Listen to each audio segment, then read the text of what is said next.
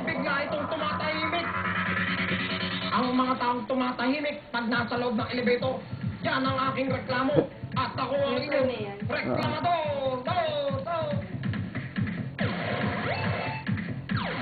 Ay, si LJ yun. Ingay nyo eh. Bakit pagpasok mo ngayon dito, ay tahimik ko na? Eh, kasi hindi namin kilala yung mga tao sa elevator. Hindi man lang kayo tumitingin sa kaliwat kanan nyo kung sino yung nandun.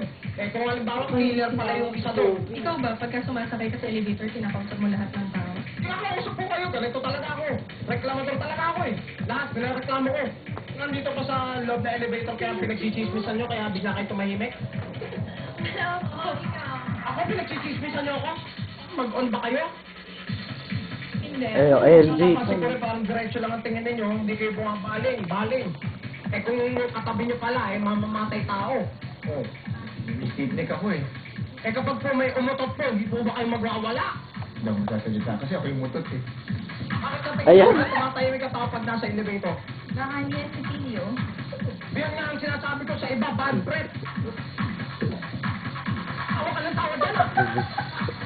Sinubukan ko Ayun lang. sa loob ng elevator nang maobserbahan ko kung magbabago ang timpla sa loob ng elevator kung may pasimuno sa kanila. Sana naman ay hindi Ay. taong sumasakay sa elevator.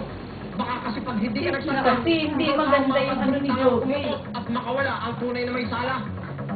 Walang maliit na problema, hindi ko kayang palakihin. Ito po si Archie Alimanyang inyong reklamador!